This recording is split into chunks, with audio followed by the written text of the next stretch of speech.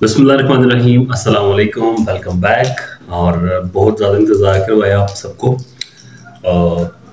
कुछ टाइम निकल आया, कोशिश करूँगा जल्दी जल्दी जो हमारी प्लेसमेंट्स रह गए उसको कवर कर लें, क्योंकि अभी तक सिर्फ हमने मार्च की प्लेसमेंट्स को कवर किया है और सन की सिर्फ 6 ज़ोडिक्स का हमने पढ़ा था। आज मैं वो अगली भी 6 कवर करवा दूँगा और सन की कंप्लीट हो जाएगी। फिर हमारे पास बचेंगे मेजर जो 5 प्लैनेट्स हैं, like moon, Jupiter, mercury and Venus वगैरह। तो वो भी इंशाल्लाह मैं पूरी कोशिश करूँगा जल्द से जल्द कवर करवा दूँ आप लोगों को, ताकि आप लोगों को एक बार ये प्लेसमेंट्स का पता चल जाए कि कौन सा प्लैनेट कहाँ पर अच्छा रिजल्ट देता है। ओके, ताकि हमारी जो पहली बेस है ना वो कवर हो जाए। और जब बेस अच्छी हो जाएगी फिर उसके ऊपर फाउंडेशन आएगी, फाउंडेशन के ऊपर फिर हमारी जो बिल्डिंग आपको पता बनती है बहुत ज़्यादा स्ट्रॉन्ग होगी। तो ये बिल्कुल बेसिक्स हैं, बिल्कुल लाइक फंडामेंटल्स में भी आपको सिखा रहा हूँ। ऑलराइट, तो शुरू करते हैं जो से हमने छोड़ा था वहाँ से दोबारा से। और यहाँ पर थोड़ा सा फ़र्क ये होगा कि टाइम की मेरे पास थोड़ी सी शॉर्टेज होती है, तो मैं कोशिश करूँगा क्विक वीडियोस बनाऊँ। मैं सिर्फ आपको प्लेसमेंट्स बताया करूँगा कि कौन सा प्लैनेट कहाँ पर किस ज़ोडिक में कहाँ पर अच्छा है, ताकि छोटी वीडियो हो और जितना मेरे पास टाइम मिलता है मैं उसमें जल्दी से इसको कवर करने की कोशिश करूँगा। ऑलराइट, सो अभी ये प्लेसमेंट जल्दी जल्दी आएंगी, पहले की तरह शायद मैं ज़्यादा आपको डिटेल में ना बता सकूँ। और जब ये कवर हो जाएगा फिर इंशाल्लाह दोबारा लंबी लंबी वीडियोस में बात करेंगे, लाइव सेशन भी करूँगा आपके साथ, जो मैंने सोचा होगा कि नेक्स्ट थोड़ा डिटेल में जानने के लिए। सो स्टार्ट करते हैं और लिब्रा से शुरू करते हैं, क्योंकि वर्गो तक पढ़ लिया था, आगे नेक्स्ट 6 रह गए थे। तो लिब्रा में जो सन की प्लेसमेंट है वो आज डिस्कस करते हैं। ये सब आप देख सकते हो, आपके सामने जो है वो चार्ट बना हुआ है लिब्रा का, ठीक है, क्योंकि ये लगन में पहले घर में 7 लिखा हुआ है। ऑलराइट, आपने एक चीज हमेशा याद रखनी है जो मैंने आपको बताई थी, कारक और मारक। आपको मैंने बताए होंगे, आपको याद था कारक और मारक, बेनिफिक्स और मेलेफिक्स। तो लिब्रा में हमने क्या पढ़ा था, लिब्रा कुंडली में सन हमेशा मेलेफिक होता है, क्योंकि वो छठे से छठा है और जो लगन लॉर्ड है वीनस उसका दुश्मन है। तो ये सन इस कुंडली में मारक है। और मारक का मैंने आपको हमेशा ये बताया हुआ था कि मारक जो है वो यूजुअली सारे घरों में बुरा ही होता है। और सिर्फ कुछ स्पेसिफिक कंडीशंस में जाकर वो थोड़ा सा जो है वो रिजल्ट दे पाता है, वो भी कुछ एक्सेप्शनल केसेस में है, अदरवाइज वो ज्यादातर हाउसेस में बुरा ही होता है। ऑलराइट, तो सपोज सन अगर पहले घर में चला जाए यहां पर आ जाए तो क्या होगा। अब मारक होने की वजह से लगन में उठकर आ गया। अब ये लगन वीनस बेस्ड है, वाटर बेस्ड है, वाटर साइन है, वहां पर आग आ गई है, तो डेफिनेटली यहाँ पर जो है वो तंग करेगा, थोड़ा सा बंदे को दिमाग के ऊपर टेंशन देगा, गुस्से वाला बनाएगा। एक लाइक फायर और वाटर वाला जो एलिमेंट है, जो कॉम्बिनेशन है, वो लगन में बन गया, तो बड़ी अजीबोगरीब सी लाइक बड़ी स्ट्रेंज पर्सनालिटी होगी, गुस्से वाली। हाँ, लेकिन ये जरूर याद रखना, मैंने आपको बताया था कि हाउस वाइज सन पहले घर में हमें पता है एरीज में एग्जॉल्टेड होता है, तो थोड़ा सा एग्जॉल्शन वाले जो ये है वो फायदे जरूर देगा। बट ओवरऑल अभी हम डिटेल में नहीं जा रहे, अभी जस्ट हम बेस कवर कर रहे हैं। तो आपने याद रखना है कि सन मारक होने की वजह से लिब्रा में पहले घर में हमेशा बुरा होगा। ऑलराइट, यही दूसरे घर में चला जाए, ये यहाँ पर भी बुरा होगा, बदतमीज, गालियां देने वाला, गुस्से वाला, थोड़ा तेज जुबान। हालांकि स्कॉर्पियो उसके फ्रेंड का साइन है, क्या बोलते हैं, मार्स का साइन है, लेकिन स्कॉर्पियो जो साइन है बेसिकली ज़ोडिक, ये भी वाटर साइन है, इसलिए थोड़ा सा यहाँ भी तंग करेगा। हालांकि 11वें का मालिक दूसरे में चला जाए या दूसरे का 11वें में आ जाए, ये भी एक योग बनता है पैसे का, तो पैसे भी देगा। बट ओवरऑल अभी जो हम बेसिक्स पढ़ रहे हैं उसके अकॉर्डिंगली सन दूसरे घर में भी बुरा होगा। और मारक का मैंने आपको बताया था कि वो 3, 6, 8 और 12 में हमेशा ही बुरा होता है, ठीक है। तो तीसरे घर में डेफिनेटली वो बुरा होगा। चौथा घर आप देखो सैटर्न का है, सैटर्न क्या है, सन का दुश्मन है, तो चौथे घर में भी सन बुरा, 5वें में भी बुरा, छठे में वैसे ही बुरा होगा। 7वें में वो आके क्या हो जाएगा, 7वें में आके वो उच्च हो जाएगा। क्यों? क्योंकि वो उसके फ्रेंड का मार्स का घर है और सन एरीज के अंदर एग्जॉल्टेड होता है। बट हाउस वाइज सन यहाँ नीच होगा, क्योंकि 7th हाउस नेचुरली लिब्रा का घर है और सन यहाँ पर क्या हो रहा है, सन यहाँ पर नीच हो रहा है। ऑलराइट, तो थोड़ा सा ये नीचता के इफेक्ट देगा, जैसे मांगलिक वाले इफेक्ट होते हैं ना, लेट शादी होती है, शादी में प्रॉब्लम आती है, तो 7th हाउस सन यही मसला करेगा, सेम मांगलिक वाला भी। बट क्योंकि यहाँ पर एग्जॉल्टेड हो रहा है तो ज्यादातर ये थोड़ा सा फायदा दे जाएगा। तो लिब्रा कुंडली में सन जो है वो 7th हाउस में सबसे अच्छा होगा, ऑलराइट। फिर 8वें में अगेन बुरा आ जाएगा। 9th हाउस में सन अच्छा होगा, वो इसलिए अच्छा होगा क्योंकि वो एक न्यूट्रल साइन के अंदर जा रहा है, ओके। और जो आप कह लो कि नेचुरली वो सजिटेरियस का घर है, सजिटेरियस फायर साइन है, यानी वो जो बुर्ज है वो फायरी है, तो यहाँ पर थोड़ा सा उसको जो है वो सन बेनिफिट दे जाएगा 9th हाउस को एक हद तक। फिर उसके बाद आ जाता है 10th हाउस। 10th हाउस में भी सन थोड़ा सा आप कह लो कि अच्छा होगा, बट क्योंकि अगेन सन यहाँ पर जा रहा है मून के घर में, कैंसर के घर में, और मून जो है वो वाटर साइन है, तो सन यहाँ बेसिकली आपको तंग करेगा, ओके। देन सन जा रहा है 11वें घर में, वो यहाँ पे वो अच्छा हो जाएगा क्योंकि वो सन नेचुरली इस कुंडली में उसके पास 11वां ही घर था, तो अब वो उस घर में आकर उसको थोड़ी सी सपोर्ट मिल जाएगी, इसलिए 11th हाउस में वो अच्छा होगा। एंड देन 12th हाउस में अगेन बुरा होगा, ऑलराइट। तो इस कुंडली में आपने याद रखना है कि जो सन है लिब्रा कुंडली में वो सिर्फ 7, 9 और 11th हाउस इन 3 घरों में अच्छा होगा, बाकी वो तंग ही करेगा मोस्टली, ओके। और कुछ स्पेसिफिक पॉइंट्स उसके ऐसे हैं, जैसे दूसरा घर हो गया जो मैंने आपको बताया है, 10वां घर हो गया, वहां थोड़ा सा फायदा भी दे जाएगा क्योंकि वो एटलीस्ट उसके फ्रेंडली साइंस है, और तो ये थी सन की प्लेसमेंट्स लिब्रा में। अब ये बन गई स्कॉर्पियो कुंडली।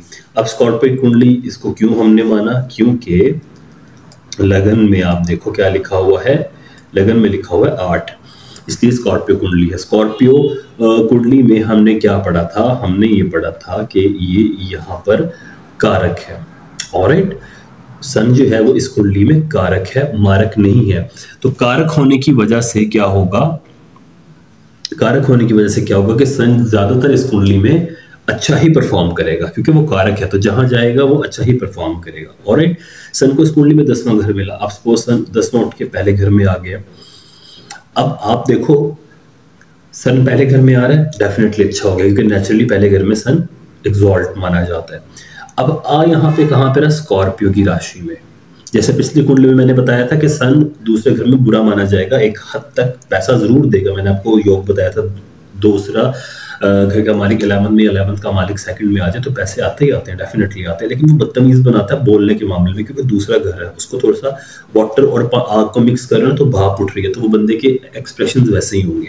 सिमिलरली सन यहाँ पर पहले घर में बहुत अच्छा होगा, लेकिन बंदे को थोड़ा खर दिमाग बनाएगा, गुस्से वाला बनाएगा, क्योंकि नेचुरली स्कॉर्पियो रूल करता है मार्स, तो एक पानी वाली राशि जिसका मालिक गर्म है, आग वाला है, अब वहां पे और मजीद आग जा रही है, तो बंदा थोड़ा सा फौजी टाइप होता है ना, खर दिमाग उस टाइप का होगा, पागल टाइप, गुस्से वाला, लेकिन बहुत एनर्जेटिक होगा। लेकिन पहले घर में ओवरऑल सन अच्छा माना जाएगा स्कॉर्पियो कुंडली में। देन सेकंड हाउस में सन बहुत अच्छा माना जाएगा क्योंकि अगेन सजिटेरियस में जा रहा है। तीसरे घर में सन बुरा माना जाएगा क्योंकि वो कैप्रिकॉर्न का साइन है और सन का वो दुश्मन है, क्योंकि अंधेरा और उजाला, रोशनी एक टाइम पर दोनों इकट्ठे नहीं हो सकते। उसके बाद फोर्थ हाउस में भी सन अच्छा नहीं माना जाएगा, वो भी जो है वो इस कुंडली में सन का क्या है, बेसिकली ऑपोजिट है, सैटर्न का घर है। अगर आप इस कुंडली में देखो सन अपनी नेचुरल पोजीशन से 7th पे जा रहा है, तो मैंने आपको बताया था कि जब भी एक प्लैनेट अपनी पोजीशन जहां पर वो एग्जॉल्ट हो रहा होता है या जो उसकी नेचुरल पोजीशन होती है वहां से जब 7th जाता है तो वो और डेफिनेटली बुरा करता है। तो अपनी एक्चुअल पोजीशन जो 10वां घर है वहां से 7th जा रहा है तो डेफिनेटली बुरा देगा। उसके बाद आ जाता है 5वां घर जो कि है पाइसेस। ये सन का क्योंकि दोस्त है जुपिटर, उसके घर में जा रहा है, घर भी अच्छा है, नेचुरली सन का अपना घर है, 5वां नंबर होता है ना लियो का, तो यहाँ पर सन क्या होगा, 5वें घर में अच्छा होगा। आगे 6 में सैटर्न बुरा, ओके। अब आता है नेक्स्ट 7। अब आप देखो 7 नंबर जो है वो क्या है, यहाँ पर 7 वो है जी यहाँ पर टॉरस। अब टॉरस में बेसिकली आप देखो क्या हो रहा है, यहाँ पर टॉरस रूल किया जाता है, वीनस उसको रूल करता है ना इस कुंडली में 7th हाउस को, और वीनस सन मैंने आपको पहले बताया एक गुड कैटेगरी में आता है, एक बैड प्लैनेट्स की कैटेगरी में आता है, और वही वाटरी प्लैनेट है, उस अर्दी साइन है टॉरस, लेकिन प्लैनेट जो है वीनस वो वाटरी प्लैनेट है और सन फायरी प्लैनेट है। अब वो फायर वाला कॉम्बिनेशन बन गया और नेचुरली 7th हाउस में आपको पता है कि जो सन है वो क्या होता है, नीच हो जाता है, हबूत, डेबिलिटेटेड हो जाता है। इसलिए सन इस कुंडली में 7th हाउस में भी अच्छा रिजल्ट नहीं देगा। 6, 8, 12 में वैसे अच्छा नहीं देता तो 8वें में भी अच्छा नहीं देगा। अब आ जाता है 9th हाउस, और 9th हाउस अगेन उसका दोस्त का घर है मून का, लेकिन आग पानी वाला कॉम्बिनेशन है तो थोड़े से मामला गड़बड़ होंगे, थोड़ा सा क्लैश जरूर रहेगा, एक ऊंच नीच जरूर रहेगी, टसल जरूर रहेगी, बट ओवरऑल 9th हाउस में ये काफी हद तक अच्छा ही परफॉर्म करेगा। 10वें घर में ये अगेन बहुत अच्छा परफॉर्म करेगा। उसके बाद क्योंकि वो अपना साइन है इस कुंडली में उसका, उसके बाद आ जाता है 11वां घर, तो 11वें घर में भी सन जो है वो बहुत अच्छा परफॉर्म करेगा क्योंकि वो न्यूट्रल साइन जो मर्करी है उसके घर में जा रहा है। उसके बाद आ जाता है 12वां, तो 12वें में ये बुरा होगा क्योंकि वो लिब्रा है और आपको पता है लिब्रा के अंदर सन वैसे ही नीच माना जाता है। ऑलराइट, तो हमने क्या सीखा, हमने ये सीखा कि सन इस कुंडली में पहले दूसरे घर में, 5वें घर में, 9, 10 और 11 घर में, यानी जो फ्रेंडली साइन थे, जो उसके अपने साइन थे वहां पे वो अच्छा है, सिर्फ 3, 6, 8, 12 और अपने एनिमी साइन में अच्छा नहीं है। ऑलराइट, तो ये सन की प्लेसमेंट्स थी स्कॉर्पियो की, सन स्कॉर्पियो में कैसा परफॉर्म करता है। सेजिटेरियस की, तो सेजिटेरियस में सन क्या है, अगेन मेलेफिक बेनिफिक अगर आपको याद होंगे तो आपको पता चल जाएगा कि मैंने आपको बताया था कि सन इस जायचे में, इस कुंडली में बेनिफिक होता है। ओके, क्योंकि सन को क्या मिला, ट्राइन का घर मिला, देखो ना 9वां घर मिला जो ट्राइन में आ रहा है 159, तो सन नेचुरली इस कुंडली में क्या था, कारक था, बेनिफिक था। तो इस कुंडली में भी पिछले की तरह, स्कॉर्पियो की तरह, ये जहां भी जाएगा अच्छा ही जो है वो परफॉर्म करेगा। ऑलराइट, तो इस कुंडली में देखते हैं सन 9th का लॉर्ड होके पहले घर में जाएगा, बहुत अच्छा होगा क्योंकि अगेन सेजिटेरियस है, ठीक, अच्छा साइन है और वहां पे सन जा रहा है, लक उठ के बंदे के पास को चल कर आ रही है, तो ये अच्छा, डेफिनेटली अच्छा ही अच्छा है। सन दूसरे घर में जाता है, यहाँ पर अगेन थोड़ा सा बदतमीज बनाएगा, कैप्रिकॉर्न का साइन है ऊपर से, मतलब अंधेरे में जा रहा है सन, तो सन क्या हो रहा है, सन तंग हो रहा है यहाँ पर अंधेरे में, तो दूसरे घर में सन अच्छा नहीं होगा। ठीक है, कारक मैंने आपको बताया था सिर्फ दुश्मन या 6, 8, 12 में बुरे होंगे। अब यहाँ पर तीसरा घर भी किसका आ रहा है, उसी का आ रहा है, सैटर्न का आ रहा है, तो तीसरे घर में भी सन बुरा होगा क्योंकि सैटर्न का घर आ गया। ऑलराइट, दुश्मन का घर आ गया और घर भी खराब, इसलिए सैटर्न यहाँ भी बुरा। चौथे घर में सैटर्न बहुत अच्छा होगा क्योंकि पाइसेस का साइन है, उसका फ्रेंडली साइन है जुपिटर, वहां पे जा रहा है। 5वें घर में सन तो एक्सट्रीमली अच्छा होगा क्योंकि एग्जॉल्ट हो गया, एक तो मार्स उसका फ्रेंड का साइन, फिर एग्जॉल्ट हो जाना, हाउस भी अच्छा 5th, और नेचुरली सन का अपना घर है ये, तो यहाँ पर सन सैजिटेरियस का बहुत अच्छा। तो जितने भी सैजिटेरियस हैं वो जरूर देखो उनका सन कहाँ पर है, अगर उनका सन 5th हाउस में एग्जॉल्टेड है तो one of the best placement in Sagittarius.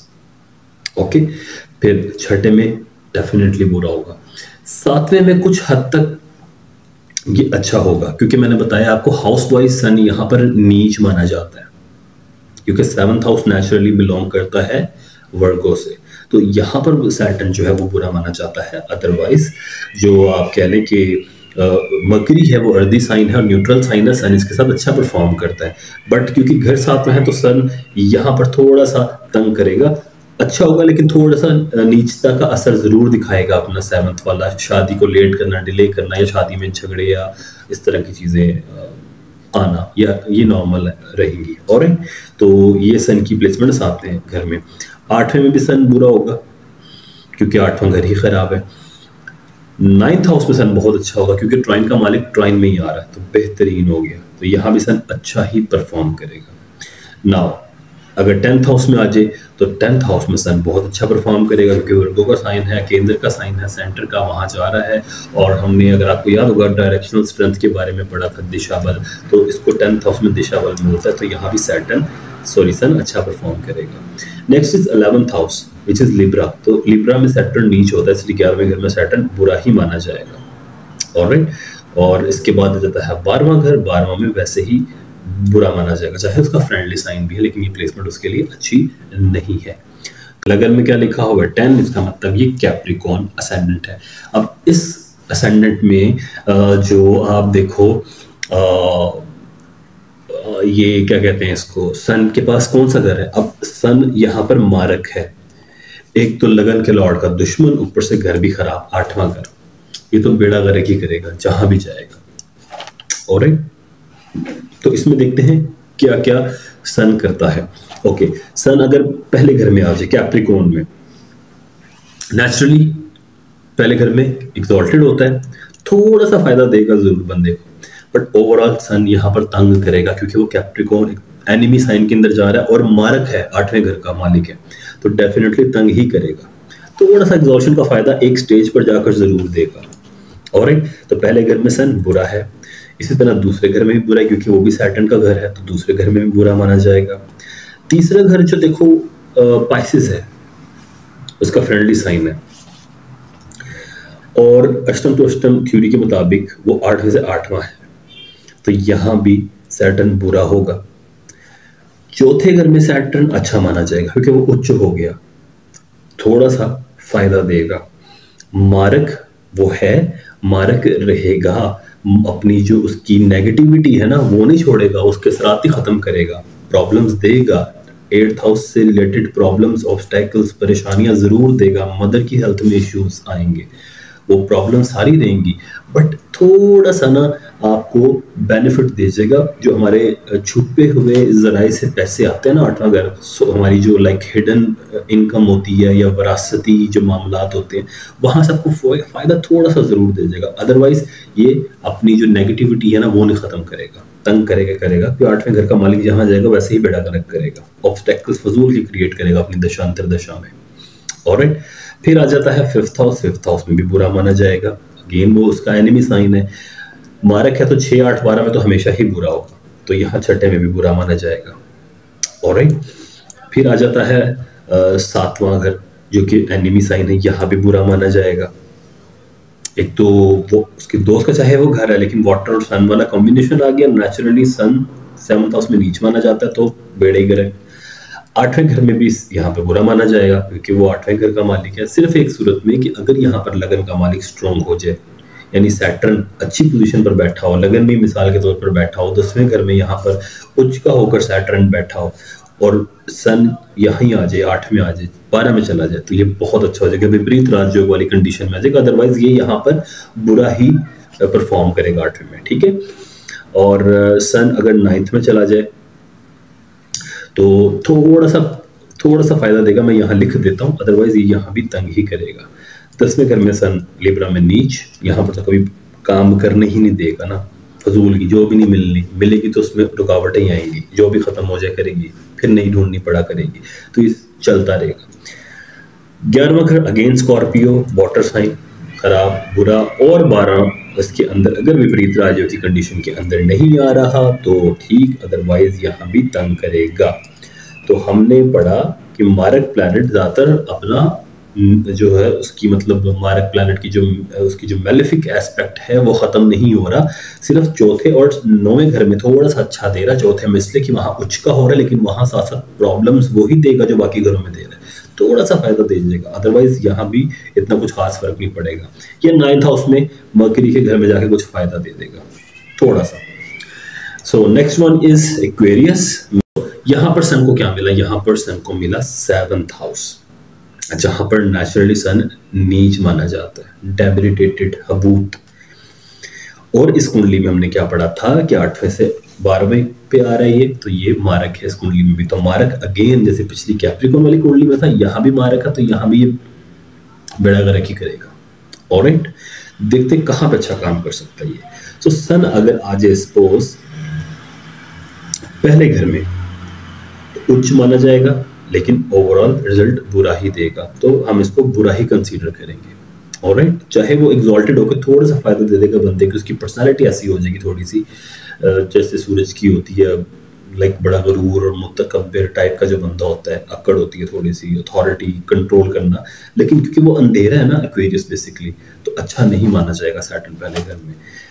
दूसरे घर में सैटर्न यहाँ पर कुछ सन, मैं बाबा सैटर्न बोल रहा हूँ, दूसरे घर में सन जो है वो कुछ बेहतर माना जाएगा क्योंकि पाइसेस के घर में जा रहा है अपने फ्रेंडली साइन में, लेकिन वाटर साइन में जा रहा है। ऑलराइट, और अपनी नेचुरल पोजीशन से 8th जा रहा है, तो थोड़ा सा फायदा दे सकता है, मैरिज के थ्रू वेल्थ दे सकता है, बट ओवरऑल बुरा ही है क्योंकि वो अगेन वाटर साइन में जा रहा है, बदतमीज। हमेशा याद रखना, मार्क प्लैनेट जब भी दूसरे में जाएगा ना तो बंदा बकवास ही करेगा, जब भी बोलेगा गंदी निकालेगा मुंह से, उसकी आदत है। और तो इसको भी हम इखलाकी तौर पर बुरा ही मानेंगे, जिसको बात करने की तमीज नहीं है।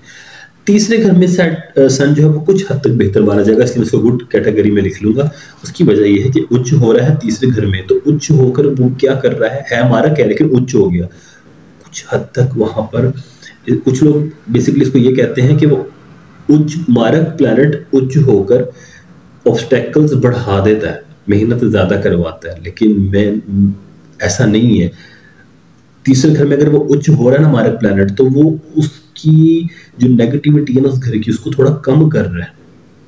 अगर एक चीज आपसे छीन रहा है ना तो आपको साथ साथ कुछ दे रहा है। अब ऑलरेडी मारक में जहां जाना उसने बेड़ा गर्क करना ही करना, उसने तो आपको तंग करना ही है। अब वो तीसरे घर में चला जाएगा तो मेहनत बढ़ा देगा, फजूल के सफर करवाएगा। ओके, छोटे भाई का योग भी बना रहा है, बट थर्ड हाउस में वो जाकर उच्च हो रहा है, तो इट मींस वो थोड़ा सा कंफर्टेबल फील कर रहा है तीसरे घर में जाकर, तो वहां पर वो मेहनत कम करवाएगा, मेहनत बढ़ाएगा नहीं। तो इसलिए इसको हम तीसरे घर में अच्छा कंसीडर करते हैं। फोर्थ हाउस में बुरा क्योंकि दुश्मन का घर है। फिफ्थ हाउस में कुछ बेहतर होगा क्योंकि उसका फ्रेंडली साइन है, उसके दोस्त का घर है, अर्दी साइन है, जेमिनी है, सॉरी मकरी अर्दी प्लैनेट है, उसका साइन जेमिनी जो एरी है, तो वहां जाकर थोड़ा सा बेहतर करेगा जो नेचुरली सन का अपना घर है, अदरवाइज सन अच्छा नहीं करेगा। छठे घर में सन बुरा, मारक 6, 3, 6, 8, 12 में यूजुअली बुरा ही करता है, तो यहाँ छठे घर में भी बुरा करेगा। 3 में इसलिए नहीं किया क्योंकि उच्च हो गया था। फिर उसके बाद 7वें घर में अच्छा होगा ये, क्योंकि नेचुरली उसको यही पोजीशन मिली है।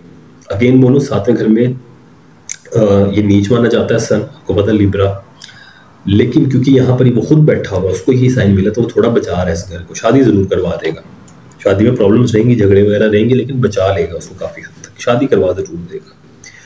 अच्छा, उसके बाद 8वें घर में बुरा, 9वें घर में भी बुरा माना जाता है। 9वें घर में क्यों बुरा माना जाता है? नीच हो रहा है, लिब्रा लिखा हुआ ना, लिब्रा में नीच होता, तो 9वें घर में बुरा।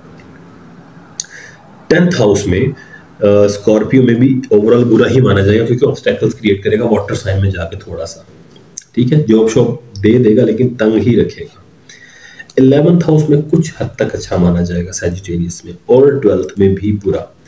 तो इस कुंडली में जो आपका सन था वो क्या था, वो मारक था, तो मारक ने 6, 8, 12 में तो बुरा करना ही करना है, अनटिल अनलेस विपरीत राजयोग ना बन रहा हो।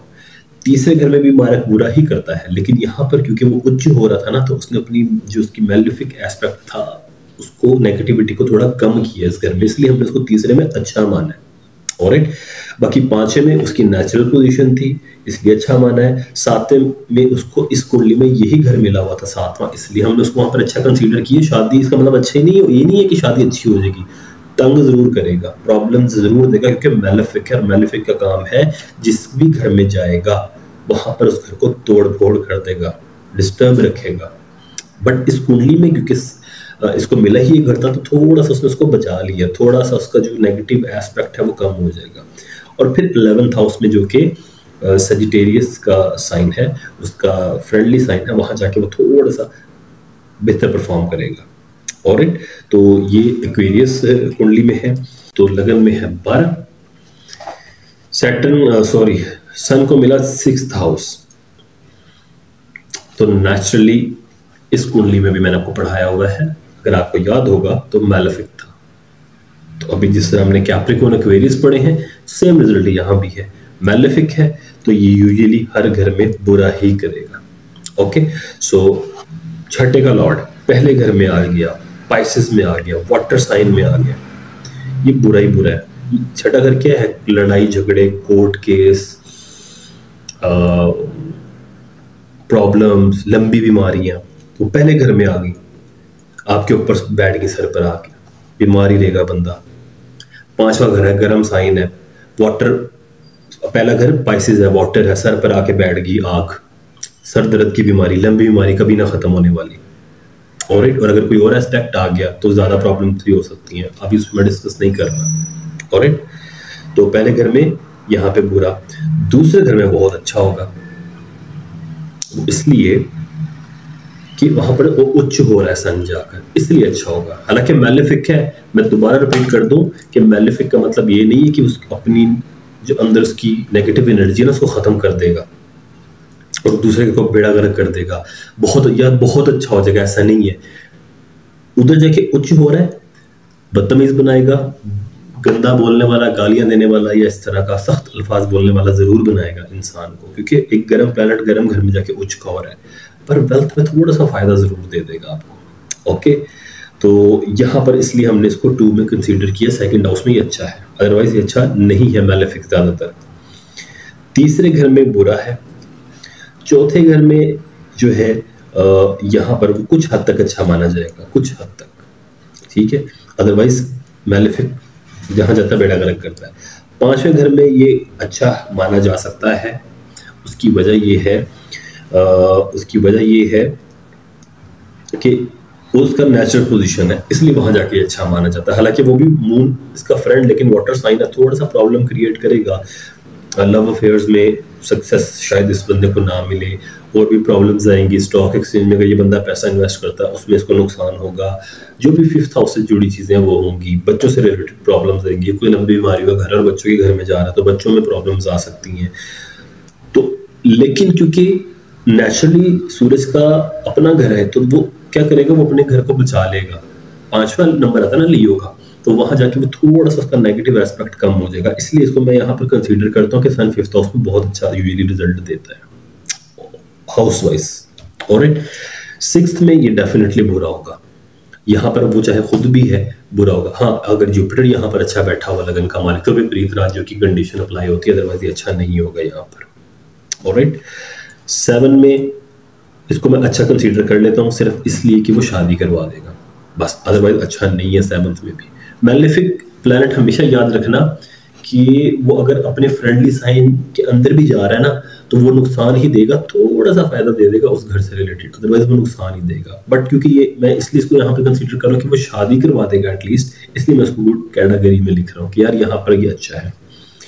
8 के अंदर ये अगेन बुरा है।